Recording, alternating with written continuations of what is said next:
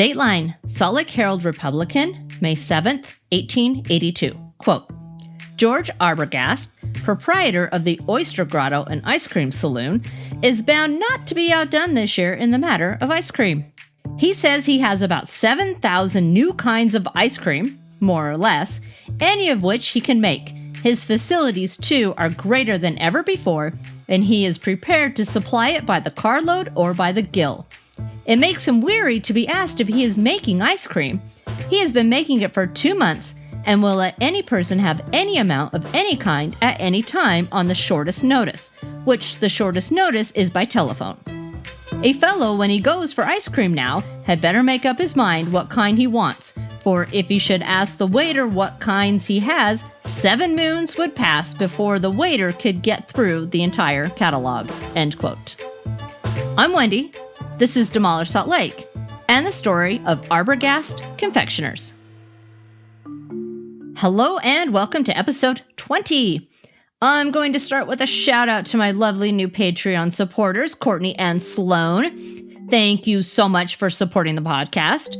So there's a lot of lead work that goes into creating this podcast, and if you support me on my Patreon, it helps with the cost of equipment, subscription fees to various research websites, hosting fees, and software.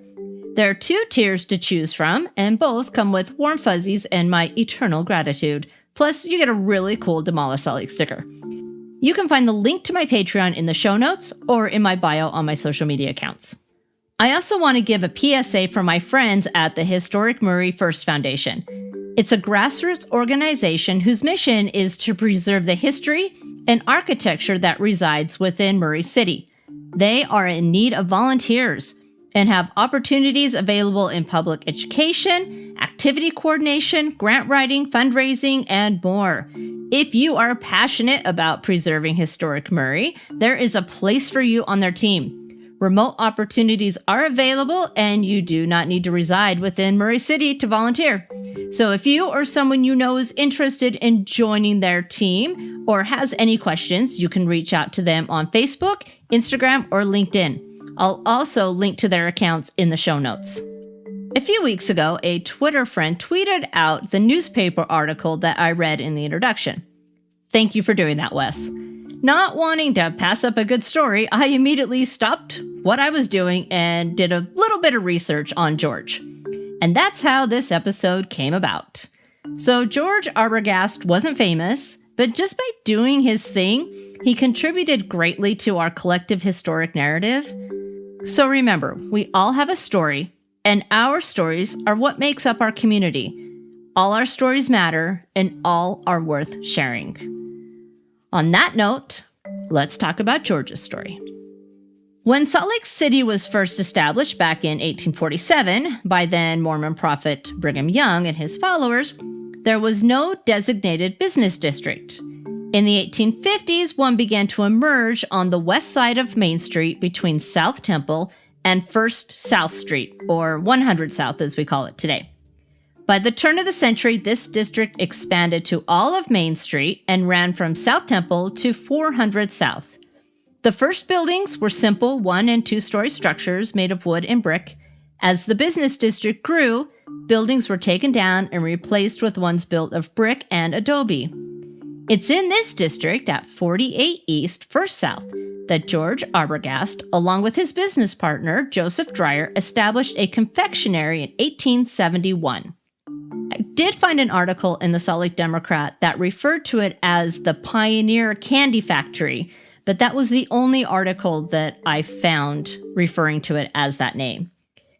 They served a variety of candies and cakes. At some point in the next 10 years, they expanded and opened an oyster grotto at 17 East, 1st South Street. According to an 1874 newspaper article, they served oysters in every style. Now, I'm not quite sure what that means, but I did wonder how oysters made their way to Utah in the 1800s. To answer that, here's a bit of history on canning. The invention of canning can be traced back to Napoleon Bonaparte. Yes, I said Napoleon Bonaparte. He offered a reward of 12,000 francs to anyone who invented a new way to preserve food. Around that same time, Nicholas Appert was experimenting with food preservation, but it wasn't until 1810 that he figured it out. His process involved putting food in glass jars, corking the top of the jar, and then sealing it with wax. The jars were then wrapped in canvas and boiled. He submitted his invention to the French government and won the award. That same year, he published The Art of Preserving Animal and Vegetable Substances, which is the first cookbook of its kind. In 1810, Englishman Brian Donkin created the tin can to replace glass jars, and Robert Ayers opened the first commercial canning factory in the U.S. in New York in 1812. With the arrival of the Transcontinental Railroad, canned goods made their way across the states. So canning, combined with the railroad, meant that the people of Salt Lake could enjoy oysters at Arbogast and Dreyer's Oyster Grotto. So all wasn't well in the business partnership of Arbogast and Dreyer. The two dissolved their firm in September of 1875, with George continuing the business. Just 1 year later, George announced the opening of the Saddle Rock Oyster House at 62 South Main Street. At some point in the ensuing years, this restaurant was turned over to a different proprietor. Now, George wasn't the only game in town. There were quite a few oyster houses, including the Cream and Oyster Cafe, which also served ice cream, Alan Freeman's Oyster and Chop House, and the Fulton Market Oyster House, which was operated by George's ex-business partner, Joseph Dreyer. Why did so many places offer oysters? Well, oysters were abundant and they were inexpensive. They cost half as much as beef per pound, and since they were so cheap, they were often served at saloons and taverns. In the fall of 1877, George announced a new partnership with Isaac Trumbo. If the name Trumbo sounds familiar, it's because I talked about him in episode 17. He lived a short time in Gardo House and played an important role in Utah gaining statehood. Their new venture was to upgrade George's original confectionery to include oysters and ice cream. The original building even got an upgrade to a 3-story brick building, complete with a large sign that read Arbogast and Trumbo Company Confectioners. Now let's step back from George's business dealings for a bit and talk about his personal life. George was born in Boston, Massachusetts in August 1844. He married Ella Louise Bradshaw, also a Massachusetts native, before arriving in Salt Lake City. By 1876, the two had 4 children, Willard, George Jr., Ella, Wilhelmina, and Fred. Tragedy struck the family in January 1879. George Jr., who was 5, passed away on January 5th from diphtheria. Just 24 days later, 3-year-old William passed of croup, and 2 weeks after that, on February 12th, 6-year-old Ella Wilhelmina passed from croup as well. The deaths were noted in an article in the Salt Lake Herald-Republican. The article also stated that Fred was sick. I just can't imagine losing 3 children in a matter of just weeks. So doctors use the word croup to describe the cough caused by diphtheria, which is a highly contagious respiratory disease. It causes inflammation of the nose and the throat. This inflammation ends up blocking the airway, causing a person to struggle for breath and eventually choke to death. It was referred to as the strangling angel of children, and it wasn't uncommon for families to lose multiple children to the disease. The 1870s saw quite an increase in the disease across the U.S. By the end of the 1920s, vaccines were widely used to protect children against the disease. If you have ever received a DPT shot, you have been vaccinated against diphtheria as well as pertussis and tetanus. Fred eventually recovered from the illness. In 1880, George and Ella welcomed a daughter they named Edith. 1 year later, Ella died during childbirth. Ella, as well as George Jr., Willard, and Ella Wilhelmina are all buried in Mount Olivet Cemetery. George married a woman named Jessie in February of 1887. As far as I can tell, they did not have any children together. George was also a member of the Independent Order of Oddfellows, or IOOF. In fact, he helped organize the Jordan Lodge in November 1873, which was the third lodge in the city. According to George's obituary, he occupied all the chairs in the lodge and served as Grand Master of the Utah Lodge. At the time of his death in 1912, he was the last living founder of the Jordan Lodge. A bit of background on the Oddfellows. The following comes from oddfellows.org. Quote, "The Oddfellows started as a way to care for their members in a time when there were no systems in place to ensure one's welfare, health, or job protection. Back in the early days, insurance companies and government programs that provided sick and death benefits did not exist. Sickness or death of a breadwinner frequently meant poverty, and the responsibility of burial depended on the family. During the 19th century, life insurance was available only to the wealthy and beyond the financial ability of the average working class. For these reasons, the Independent Order of Oddfellows took on the responsibility of visiting the sick, burying the dead, educating the orphans, and caring for widows as a way to support widows, orphans, and families in need." End quote. The Oddfellows was organized sometime before 1650, although the history is a little fuzzy about that. It is known that groups existed in England in the 1700s. The first lodge in the U.S. was established in December of 1806 in New York City. The Salt Lake IOOF was organized in 1865, with the vast majority of members being Protestant and Jewish. At first, they shared meeting spaces with the Masons, another fraternal organization. After that, the lodges met at places like restaurants and small hotels. Eventually, they wanted to build a proper meeting house, so the Oddfellows Building Association was established to raise money for the cause. Remember back to the Salt Palace episode when I talked about how a stock company was formed to raise the money to build the palace? The Oddfellows Building Association worked the same way.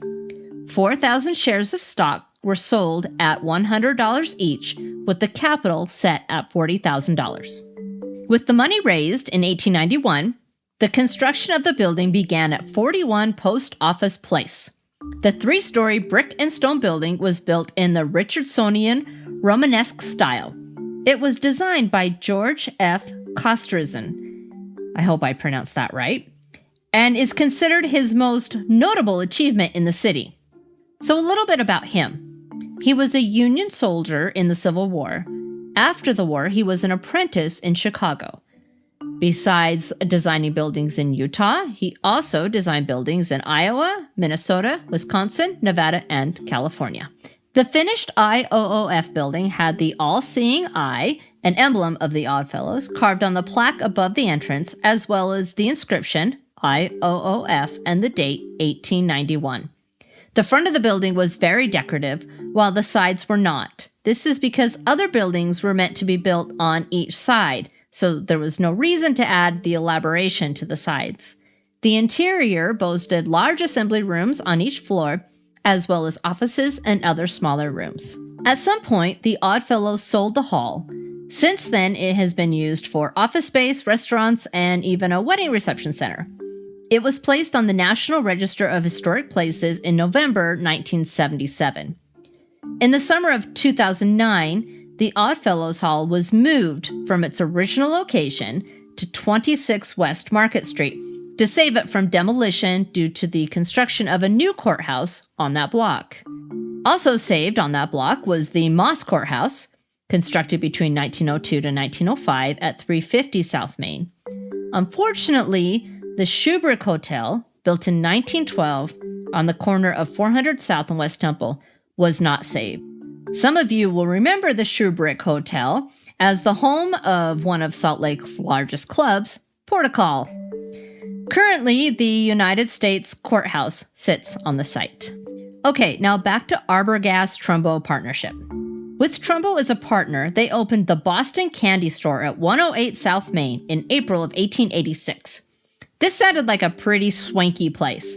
An article for the grand opening in the Salt Lake Herald read, quote, "The Boston Candy Store opens this morning with the finest stock of candies ever seen in Utah. The premises have been fitted up in the most attractive manner and will be ran on strictly first-class principle. The upstairs department will be reserved exclusively for the ladies and their escorts. We have the most expert confectionist in the entire West and can discount anything ever before seen here. A supply of the finest kind of cakes of every description will be constantly on hand, and novelties secured as fast as they appear. We do not propose to be outdone by anyone and cordially invite our patrons, which means the public generally, to come and see us in our new branch establishment." End quote. The Arbogast Trumbull candy store was considered one of the finest in the West. They employed over 20 people and had an expert candy maker from New York City on staff. They even shipped candies across the U.S. These endeavors made both men very rich. George was considered one of the wealthiest men in the city during this time. So owning all the businesses didn't come without some issues. One evening, a man entered the candy shop on Main Street around 9 p.m. He pulled out a gun and was incoherently shouting. Before anyone at the store could react, the man smashed 3 of the glass cases, causing over $100 in damage. Eventually, he was subdued and turned over to the police. By 1891, the partnership of Arbogast and Trumbull was dissolved by, quote, "mutual consent," end quote. Trumbull and his wife moved to San Francisco in 1897, where he engaged in mining and invested in a number of other ventures. According to Find a Grave, Trumbull passed away on November 8, 1912, from injuries sustained from a fall at St. Luke's Hospital in San Francisco. He is buried in Cypress Lawn Memorial Park in Colma, California. The 1900 census has George's occupation listed as mining man. It seems that at some point after dissolving his partnership with Trumbull, he left his businesses to pursue ventures in mining. I found a Salt Lake Tribune article from 1901 quoting George about the incorporation of the city of Bingham. This city was located in the canyon below the Bingham copper mine. Over the years, as the mine grew, more of the city disappeared, and today there is no trace left of Bingham. George and his son Fred also invested in mining ventures in Nevada and throughout Utah. At some point, both men returned to Salt Lake. In 1910, Fred was the house electrician for the Colonial Theater, which was located at 44 East, 300 South. On October 9th of that same year, Fred fell about 20 feet from an upper story of the theater through a glass screen and landed on the sidewalk. He was taken to St. Mark's Hospital, but unfortunately passed away due to his injuries. His funeral was held at O'Donnell Funeral Chapel at 225 West Temple, and he was buried next to his mother and siblings in Mount Olivet Cemetery. 2 years later, on August 18, 1912, George passed away at St. Mark's Hospital about 9:30 p.m. from Bright's disease, which is a kidney disease. He was survived by his widow Jessie and daughter Edith. His funeral was held at the IOOF Temple, and he was buried with the rest of his family at Mount Olivet Cemetery. At the time of his death, his daughter Edith was living in Boston with her aunt. I was not able to find any death records for Edith. I was also not able to find any death records for George's widow, Jessie. May they all rest in peace. Now, let's talk about the demise of the buildings that housed George's businesses. As the city grew and changed over time, so did addresses. Today, none of the original addresses exist. The Boston Candy Store that was located at 108 South Main Street is now a parking lot on the south side of the historic Zion Bank building on the corner of Main Street and 100 South. The location of the Saddle Rock Oyster House at 62 South Main Street is now part of City Creek Center. Where the Oyster Grotto was located at 17th East First South is now the Eccles Theater. And lastly, the original site of the confectionery opened by George in 1871, located at 48 East South Temple, is now an office building. There is only one building from the 1880s still standing on 100 South between State Street and Main Street, and that's the Utah Commercial and Savings Bank. It was built in 1888 and designed by Richard Cletting in the Richardson Romanesque style. The building was listed on the National Register of Historic Places in 1975. How this building has managed to stand for 132 years while everything around it has changed time and time again is an absolute miracle. And I'm glad that it still stands, because it is a reminder of what the city was once like when George Arbogast ran his oyster grotto, ice cream parlor, and candy store. Make sure to follow my Instagram and Facebook pages at Demolished Salt Lake Podcast to see pictures associated with this episode. If you are on Twitter, you can follow me at Demolished SL Pod. And if you like the podcast, please subscribe. So it's almost summer, and that means it's time for Summer Road Trip Series. I'll be taking you all on a trip to various cities in Utah to talk about their historic buildings and places. Look for the first Summer Road Trip episode to drop in June, and I will see you then.